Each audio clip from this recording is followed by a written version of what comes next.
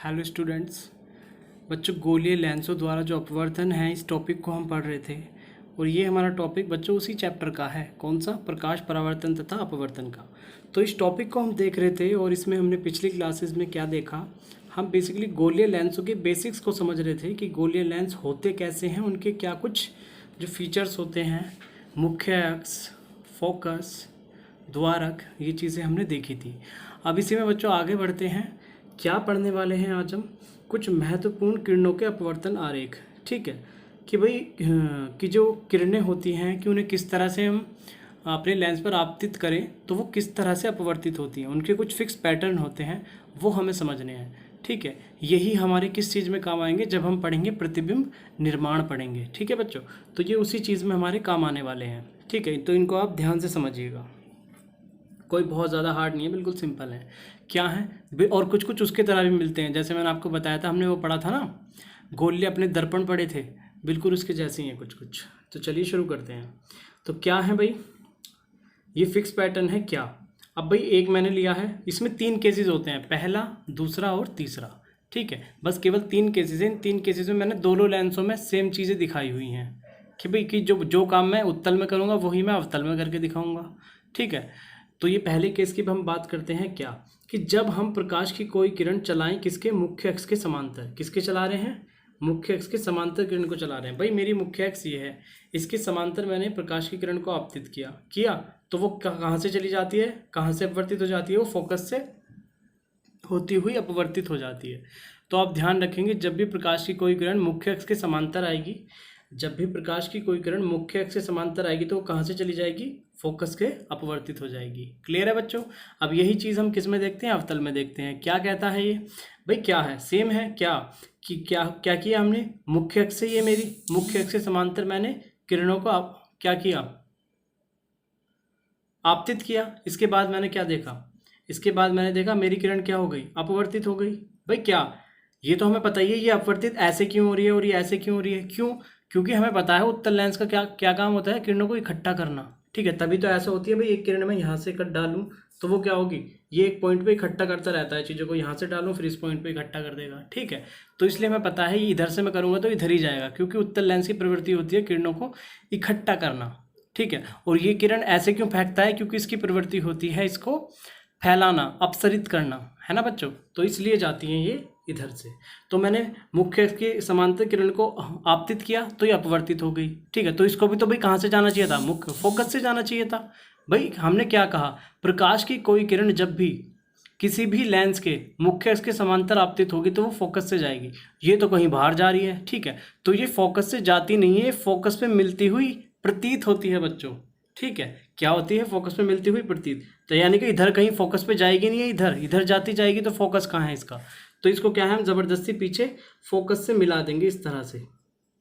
ठीक है, और इसको हम कह देंगे फोकस। ठीक है, तो आपको बस इतना ध्यान रखना है, जब भी प्रकाश की कोई किरण मुख्य अक्ष के समांतर आपतित होगी तो वो या तो फोकस से जाती है या फिर फोकस से जाती हुई प्रतीत होती है। ठीक है बच्चों, ये बात होगी मेरे पहले केस की। अब बात करते हैं दूसरे केस की। सेम जो है इसका उल्टा है। क्या है? देखिए भाई, मैंने समांतर तो की, इसमें क्या की थी मैंने? समानांतर क्या की? आपतित की, और वो फोकस से चली गई। ठीक है, अब मैं क्या करूँगा? फोकस पे आपतित करूँगा और वो समानांतर चली जाएगी। देखिए भाई क्या की मैंने, ये मेरा उत्तल लेंस है, ये मेरा जो बिंदु है ये है मेरा फोकस। क्या है बच्चों? फोकस। मैंने क्या किया? एक किरण आपतित की लेंस पे। कैसी? जो फोकस से होके जा रही है, ये फोकस बिंदु है तो फोकस से होके जा रही है और ये लेंस पे गिरी तो ये क्या हो जाएगी? ये मुख्य अक्ष के समांतर चली जाएगी। ठीक है बच्चों, ये केस हो गया। अब ये उत्तल के लिए देखा, अब इसको अवतल के लिए देखते हैं। अब इसमें बच्चों थोड़ा अलग है। क्या? इसमें बच्चों फोकस पे मिलेगी नहीं, फोकस से मिलती हुई प्रतीत होगी। ठीक है, अब फोकस पे आती हुई प्रतीत होगी। भाई आपतित कर रहे हैं ना, अब हमें एक ऐसी किरण आपतित करनी है जो कि फोकस से होती हुई जाए। ठीक है, तो फोकस तो इसका इधर है, तो लेंस से पार तो चली नहीं जाएगी। ठीक है, क्योंकि लेंस से पार जाएगी तो वो तो क्या हो गया? अपवर्तित होगी फिर किरण। ठीक है, तो आप ऐसा ध्यान रखिए बस कि भाई हमने किरण को आपतित किया कहाँ? फोकस पे, तो ये एक्चुअल फोकस से मिलेगी नहीं, तभी मैंने ये डॉट डॉट लाइन बनाई है कि फोकस पे आती हुई प्रतीत होगी। ठीक है, और फोकस पे आती हुई प्रतीत होगी तो उसका अपवर्तन क्या है? मुख्य के समांतर हो गया। ठीक है, बस इतना ध्यान रखिए कि जब भी कोई किरण फोकस से आएगी, फोकस से आपतित होगी तो वो मुख्य अक्ष के समांतर अपवर्तित हो जाएगी। ठीक है, फोकस से आती हुई आपतित होगी तो वो मुख्य अक्ष के समांतर अपवर्तित हो जाती है। भाई देखो, फोकस से आती हुई, ये मान लीजिए आप फोकस बिंदु है, हमें क्या लग रहा है इसमें देखते हुए कि भाई ये फोकस पे आ रही थी, तो क्या होगी, अपवर्तित होगी यहाँ से, और क्या होगी, मुख्य अक्ष के समांतर हो गई। ठीक है, ये बात होगी। ये मेरा दूसरा केस है। और तीसरा केस मेरा क्या कहता है, ये मेरा क्या है बच्चों, प्रकाशिक केंद्र है। क्या है, प्रकाशिक केंद्र है, ऑप्टिकल सेंटर है। जब भी मेरी कोई किरण क्या होगी, प्रकाशिक केंद्र पे पड़ेगी, तो वो प्रकाशिक केंद्र से ही बाहर निकल जाएगी। भाई यहाँ आई और ऐसी की ऐसी बाहर निकल गई। सेम अवतल में होता है क्या, प्रकाशिक केंद्र पे आई और ऐसे ही बाहर निकल गई। ठीक है बच्चों, तो ये मेरे 3 केस हैं। एक बार जल्दी से रिवाइज लगवाता हूँ, फटाफट से देखिए। क्या कहा मैंने, जब भी कोई किरण मुख्य अक्ष के समांतर आएगी तो वो फोकस से अपवर्तित हो जाएगी। ठीक है, सेम होगा अवतल दर्पण में कि जब भी कोई किरण मुख्य अक्ष के समांतर आएगी तो वो क्या होगी, फोकस से अपवर्तित हो जाएगी। क्योंकि ये फैल रहा है तो फोकस पे अपवर्तित नहीं होगी, फोकस पे मिलती हुई प्रतीत होगी, इसलिए हमने इसको ऐसे मिलाया। ठीक है भाई, पर कहेंगे वही चीज़ कि मुख्य अक्ष के समांतर आएगी तो फोकस से होकर गुजरेगी। ठीक है, अब क्या है, इसमें मुख्य अक्ष के समांतर चलाया और फोकस से निकाल दिया। अब इसमें क्या है, फोकस से पहले आपतित करेंगे और वो मुख्य अक्ष के समांतर हो जाएगी। ठीक है, बिल्कुल इसका उल्टा है भाई, फोकस से आपतित की और मुख्य अक्ष के समांतर चलेगी। इसमें क्या है, फोकस से आपतित की पर फोकस पे आएगी नहीं बच्चों, आती हुई प्रतीत होगी और क्या चली जाएगी, मुख्य अक्ष के समांतर चली जाएगी। ठीक है, सेम है।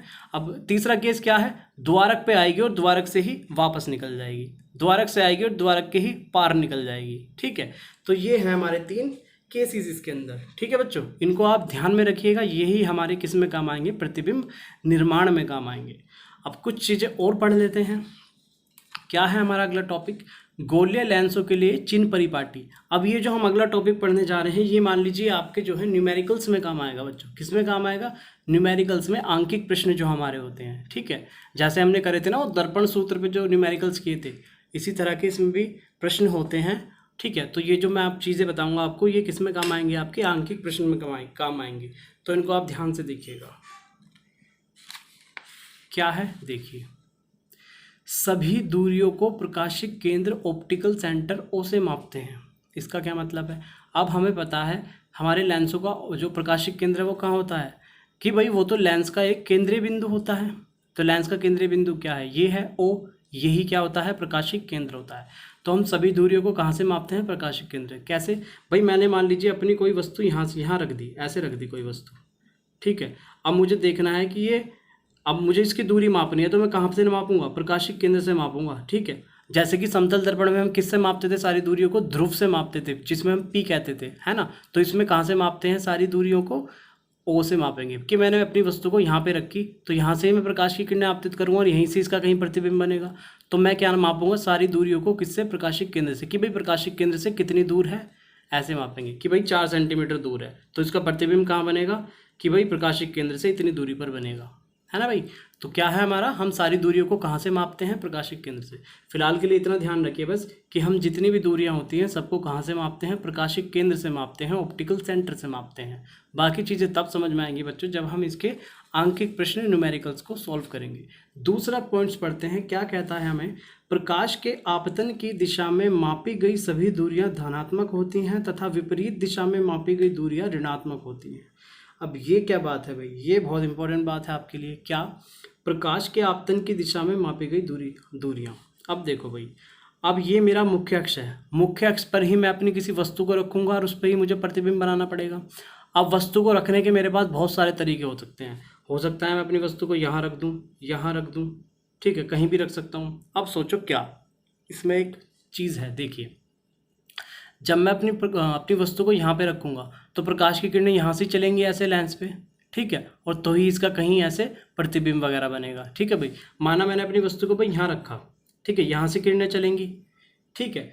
तो अब क्या है, आपतन की दिशा क्या है, ये वाली, भाई यहाँ से किरणें ऐसे जाएंगी। अब मेरी जब यहाँ वस्तु है इस तरह से जाएंगे ना, तो आपतन की दिशा क्या है मेरी, इधर वाली, है ना भाई। तो सारी दूरियां मैं किस साइड में लूंगा, केवल इस साइड में लूंगा। तो यही हमें कह रहा है, सुनिए, प्रकाश की आपतन की दिशा में मापी गई सभी दूरियां धनात्मक लेते हैं। कैसी लेते हैं बच्चों, धनात्मक लेते हैं। तो सारी दूरियां कैसे लूंगा मैं, धनात्मक। कि भाई इधर की, भाई अब मेरी आपतन की दिशा क्या है, यहीं से तो मेरी प्रकाश की किरण आपतित हो रही है। अगर मैंने वस्तु को यहाँ रख दी तो इधर की साइड की सारी दूरियां क्या होगी, धनात्मक होंगी। ठीक है बच्चों, ये बात होगी। और अगर हम इसके विपरीत दिशा की बात करें तो सारी दूरियां कैसी होंगी, भाई ये इसकी दिशा और विपरीत क्या होगी, इसकी उल्टी, यानी कि इधर से अगर हम मापें तो क्या वो क्या हो जाएंगी, ऋणात्मक हो जाएंगी। ठीक है, और क्या है भाई, अब मैंने वस्तु को रख लिया अपने यहाँ, अब यहाँ नहीं है मेरी वस्तु, मैंने मान लिया यहाँ से रखी, तो मेरी आपतन की दिशा क्या होगी, ये वाली हो गई। यहाँ से मैं प्रकाश की किरणों को आपतित करूंगा। ठीक है, तो अब मैं क्या लूँगा, इस साइड वाली दूरियाँ लूँगा, तो वो क्या होंगी, धनात्मक, और इस साइड वाली ऋणात्मक हो जाएंगी। ठीक है बच्चों, तो जिस साइड से भी मैं आपतन की दिशा लूँगा वो सारी दूरियाँ मेरी क्या होंगी, धनात्मक होंगी, पॉजिटिव होंगी, और विपरीत दिशा वाली ऋणात्मक होंगी, नेगेटिव होंगी।